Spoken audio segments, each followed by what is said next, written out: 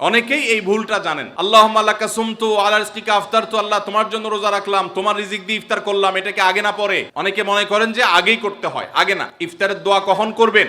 ইফতারের শব্দের অর্থের দিকে খেয়াল করলে তো দেখতে পারেন পিপাসা দূর হয়ে গেছে, শিরা উপশিরা সিক্ত হয়ে গেছে, এটা কি ইফতারের আগে হয় না পরে হয়? ইফতারের আমরা দোয়ার কথা জানি ভাই, ইফতারের একটা কমন দোয়ার কথা আমরা জানি, আরেকটা দোয়া আছে আনকমন যেটা আমরা জানি না। দুইটা দোয়া আমি বলছি। এক নম্বর হলো ইফতারের দোয়া যেটা কমন আমরা জানি, সেটা হলো আল্লাহুম্মা লাকা সুমতু আলা রিজকিকা আফতারতু। এই দোয়ার অর্থ হলো হে আল্লাহ, আপনার জন্য আমি সিয়াম সাধনা করেছি, রোজা রেখেছি, আর আপনার উদ্দেশ্যেই আমি ইফতার করেছি, অর্থাৎ আপনার নির্দেশের পালনার্থে আমি ইফতার করেছি। এই যে আল্লাহুম্মা লাকা সুমতু আলা রিজকিকা আফতারতু, এটা ইফতারের একটা দোয়া। আরেকটা দোয়া হলো যাহাবাজ জামা ওয়াবতাল্লাতিল উরুক ওয়া সাবাতাল আজরু ইনশাআল্লাহ। অনেকে এটা জানেন মাশাআল্লাহ। যাহাবাজ জামা মানে আমার পিপাসা দূর হয়ে গেছে, ওয়াবতাল্লাতিল উরুক আমার শিরা উপশিরাগুলো সব সিক্ত হয়ে গেছে, ওয়া সাবাতাল আজরু ইনশাআল্লাহ, এবং আল্লাহ চাহেন তো এই রোজার বিনিময় আমার জন্য অবধারিত হয়ে গেছে।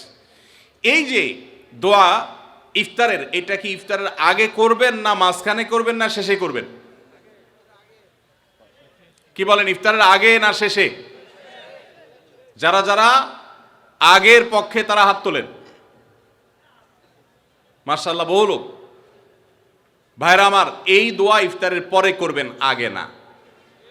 অনেকেই এই ভুলটা জানেন। অনেকে মনে করেন যে আগেই করতে হয়, আগে না। ইফতারের দোয়া কখন করবেন? ইফতারের শব্দের অর্থের দিকে খেয়াল করলে তো দেখতে পারেন পিপাসা দূর হয়ে গেছে, শিরা উপশিরা সিক্ত হয়ে গেছে, এটা কি ইফতারের আগে হয় না পরে হয়? তাহলে আল্লাহুম্মা লাকা সুমতু আলা রিজকিকা আফতারতু, আল্লাহ তোমার জন্য রোজা রাখলাম, তোমার রিজিক দিয়ে ইফতার করলাম, এটাকে আগে না পরে? পরে।